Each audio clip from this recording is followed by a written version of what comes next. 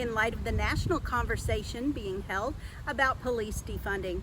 I sat down with Dorado City Manager David Dillner to learn more about the process and what it could potentially mean for Dorado citizens. So my understanding of the defunding issue that's affecting the nation, or different cities throughout the nation, is that certain activist groups are asking cities to reduce the size and scope of their law enforcement agencies. So in some cases that may be reducing the number of officers that are on the street. In some cases it may be reducing specific divisions that were assigned to different tasks, whether that be like special, not necessarily special forces, but special warrant operations like SWAT, what people would normally associate as SWAT, or high-risk warrant programs. Those are being asked to be, I guess, defunded, meaning that they would be, those assets or resources would be reassigned to other law enforcement programs. Or not only just law enforcement programs, but some of those activists are also calling for those funds to be reallocated to other community programs, such as education or mental health or housing, for example. With the idea being that having better solutions in those categories will reduce the crime that's out there and would reduce the need for law enforcement, generally, I guess. There's kind of two things.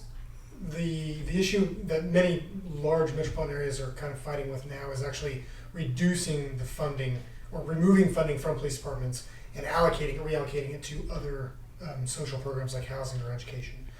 In the city of El Dorado, we are not having that conversation at this point in time. One thing that we are looking at potentially doing is, as you mentioned, the fund balance, so to speak, of the police department at year end, reallocating those dollars to actually assist in buying equipment or other needs that the police department may have. Our police department has a number of police cars, many of which have exceeded or are nearing to exceed their useful mileage. And so as a vehicle gets more miles on it and more years on it, it becomes more of a maintenance liability. So we're looking at it as a way to actually fund the equipment that's necessary to provide our community with the law enforcement services that it needs. But our situation is a lot different than some of these other larger communities that are having a lot of the tension and rioting that's going on. We don't have that challenge in our community, fortunately. So we're able to kind of look at our situation a little bit differently. And one of the things that we're trying to do, again, is trying to figure out how to get our police department the equipment that they need to not only be safe on the road, but also to reduce the overall operational cost of the department so that we can save the taxpayer dollars and reallocate those funds that we would normally spend on maintenance of vehicles or old vehicles, but also allocate those to things like parks or to other programs in the city that our community expects and wants. So the other side to that then would be what I think the misconception is, that defunding is just abolishing police departments. And while I know maybe some communities are talking about the structure, the way they go about having a policing force, that, well, one, I don't know that that's even a consideration for El Dorado. And two, it's not actually what defunding means. Right, yeah. I think when people hear the term defunding, they instantly think that, if you're spending $2 million or $150 million on police services, that means they're going to zero. And in the research that I've done, which is not much, but what I've read thus far, that's not the case. It's basically reducing the scope of law enforcement within those departments so that those resources, that difference, can be allocated somewhere else to hopefully reduce crime and make your community a better place to live. But as you mentioned, in our community's case, that's not really part of the conversation. And I think there's a couple of reasons for that. Most notably, our police department is very professional and very well respected within our community. And so as a result of that, our community supports our police department, and they want to make sure our police department has what they need to provide the services that they need. Because I think in Kansas and in El Dorado specifically, everybody knows that if you have a situation that happens, you call 911, you expect the police department to show up, whether that's your house got broken into, your business got broken into, you've gotten some stolen property, or whatever the case may be. And so as a result of that, we understand and appreciate those services, and we want to make sure that our cops have the equipment they need to not only do the job for our community, but also to make sure that they're safe while they're doing it. Because police activity, police work is inherently dangerous. It's risky. And law enforcement officers don't know what they're going to encounter on a daily basis. And so we want to make sure that they have the safe equipment they need so they can be safe and get home at night. So right now, so the police department is funded out of what we call the general fund. So there are a number of general government functions like the police department, the fire department, parks and recreation, cemeteries. These are all funded out of the general fund. And what that basically means is that the general fund gets a bunch of different revenue sources: property taxes, sales tax, franchise fees, and they all go into a big pot, and then we fund various government operations, which is different than, for example, the refuse fund, which gets its revenue from the rates that you pay for trash service, and that goes into a different fund, and we use those funds to fund trash service. So the general fund has all this revenue that goes in, and then we have all these expenses. Now, what we're trying to come up with is a plan that would allow us, because the police department's down 5 positions, just like you mentioned, and we've been down for quite a while. And as I mentioned previously, the police department needs some vehicles and some equipment.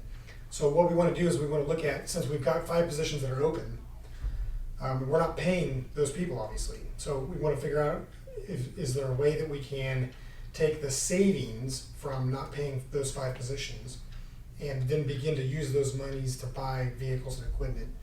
And so we're looking at that, and we have a preliminary plan that we hope to take to the commission pretty quick to begin that process. So it'll probably be a tiered process where we look at triggering points throughout the year. So right now we're almost through the end of the second quarter.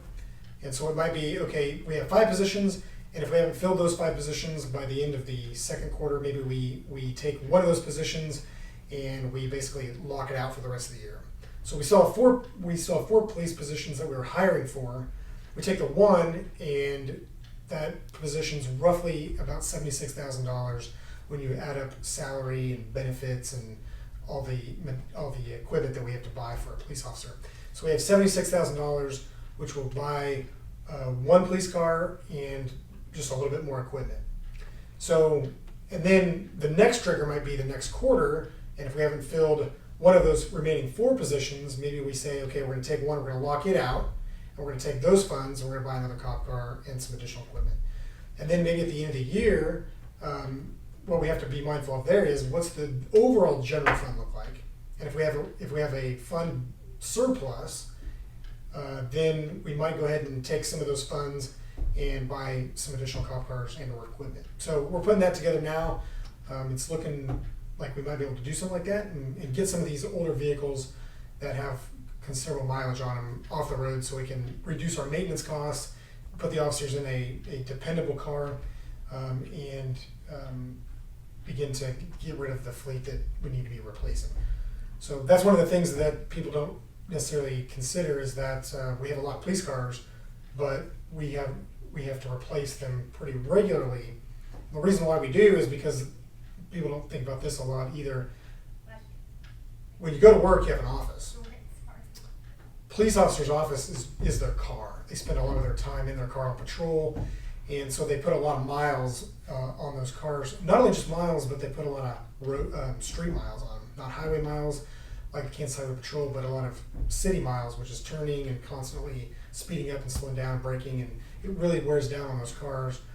And so you get to a point where you're buying transmissions and front ends and tires, and it starts adding up where the car, you need to flip it so you can get a better, more reliable vehicle. So the police department was awarded a grant from the United States Department of Justice for it's called Crisis Intervention Training, which is going to be a great asset for our community. what it is, it allows a couple of our officers to go off and receive some top quality training in crisis intervention, which will allow them to more effectively manage situations where they're responding to a crisis. And that could be related to mental health. It could be related to a situation where there's domestic violence. It could be related to a situation where just tension is high for whatever reason, as so often happens in the police world. But what the training will allow them to do is learn tactics and strategies for taking that crisis and mitigating it, or bringing it down to a situation that's more manageable, so that it doesn't escalate into a violent situation or a situation that would require an arrest or other law enforcement activity. So how do we take a situation that's a crisis and make it so that it's more manageable, safer for the parties that they're interacting with, and also safer for our law enforcement officers. So the cool thing is that when they come back after they've completed the training, part of the training requires that they train the department. So we will in fact have our entire department trained in crisis intervention. So our entire department will have the ability to respond to these situations better and more efficiently for our community. Since I had a few moments with Dillner, I asked him if there was anything else he'd like to share with the community. He brought up the partnership with the Chamber of Commerce COVID Relief Grant. So the city and the chamber are partnering together to do a COVID-19 small business relief fund. We're making $150,000 available from the city's Economic Development Sales Tax Fund for businesses to apply for one-time grants to provide support assistance to businesses to get through the COVID-19 pandemic. These funds are going to be available for things like inventory, working capital, utilities, and different things like that to help get businesses the assistance they need to get through the pandemic so that they can keep their doors open and continue to thrive and prosper. So those dollars, again, $150,000 from the city's Economic Development Sales Tax Fund. You can apply from the Chamber of Commerce. If you go to their website, there's a link. I believe in the top corner, it's COVID-19 resources. You just hover over that, and there'll be a drop-down menu, local relief fund. Click that, and there will be some information in there about how you apply. It's a fairly simple process. Get the information in, and then we hope to begin getting grants out the door first part of July, so that we can get this money out in the community, so we can help our businesses get through the pandemic. So the primary exclusion is, the primary requirement is that your business has to be located within the city limits. So obviously we're the city, so the taxpayer dollars will be spent inside the city limits. And I'm trying to remember the expenses that are eligible to receive funding. You have to demonstrate that your business had distress during COVID, and generally speaking, again, we're looking for we'll fund working capital, inventory, utilities, some things like that, but we will not fund salaries. So that's one thing. And I think there might be maybe one other requirement, but the application process is pretty simple. You just fill out a one-page sheet, and then I think there might be some additional information you have to provide later. But the idea is to make the process as streamlined as possible so that we can get the applications in, review them, and then do a quick turnaround so we can get this money out into the community.